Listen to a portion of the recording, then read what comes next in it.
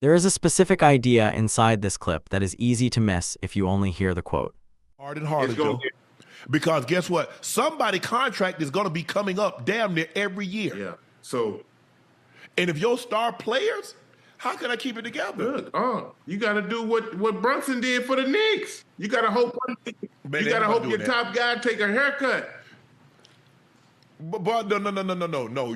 I said a haircut. I said a nice fade. You got me a Caesar. You gave me a Kojak. You cut all my itch off. Because here's the thing, Ocho, you know this in football.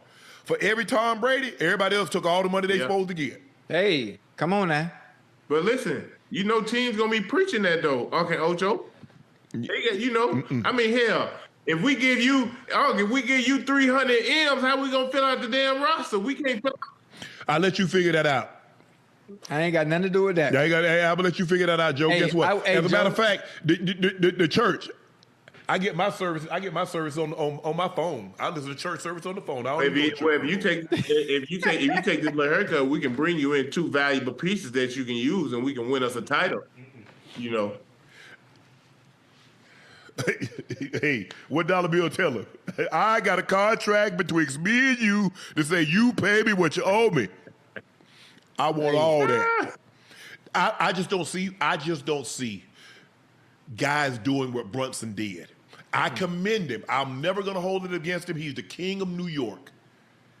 He's forever knighted. He's forever golden in that state, in that city. But I don't believe, and I could be wrong. And if I'm wrong, I'm gonna be mad. But I don't believe you'll find. I don't believe you'll see 3 other guys do what he did.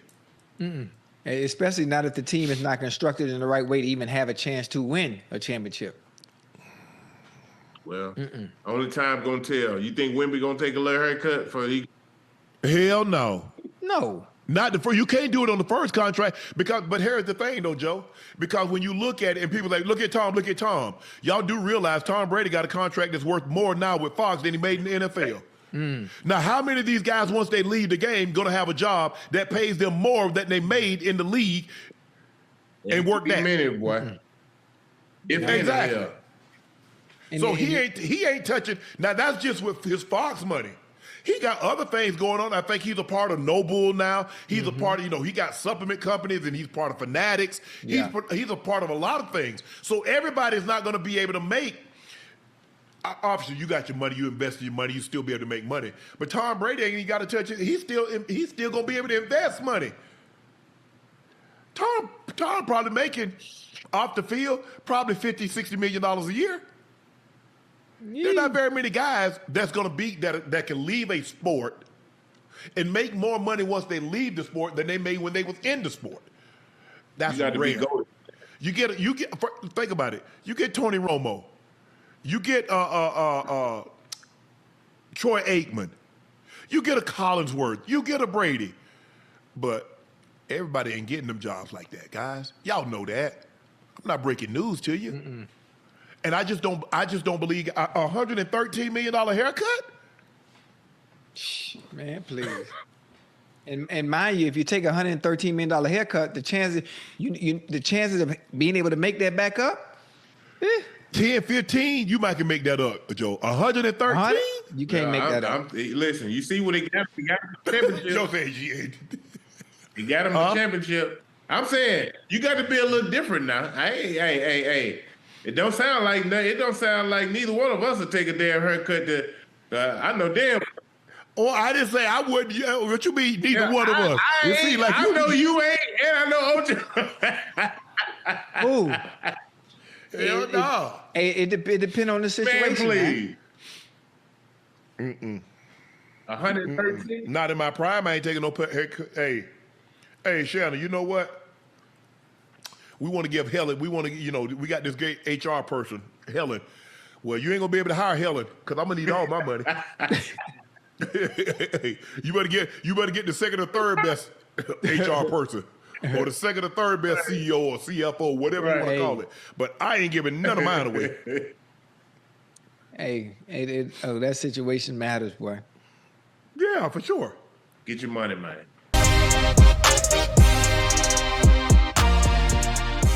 All right, guys, check this out. I don't know if I've ever heard somebody talk more after they've traded a player than what the Celtics are doing about JB, Jaylen Brown. But let's take a listen. Celtics GM Brad Stevenson spoke about the decision to trade Jaylen Brown. Let's take a listen to what he had to say. I lost sleep over the fan part of this. Yeah. I get it. Like, there's a bunch of 7 jerseys around. I'm pretty sure I bought a couple. So I get it. And the unbelievable way we've played in the regular season in the last couple years, you know, the path looked a little bit more challenging to me. I might be wrong. I'm not going to stand up here and be defensive about that.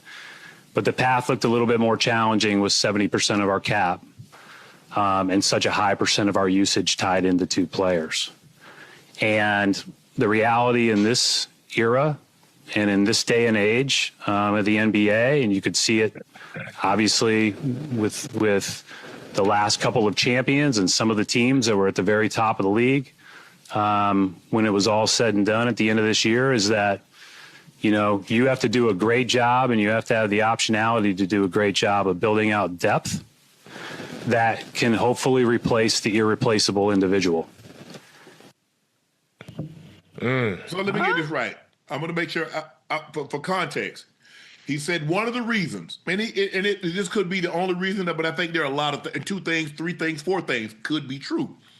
He said one of the reasons that he didn't want to have guys with high usage rate, 2 guys with high usage rate, and taking up 70% of the cap.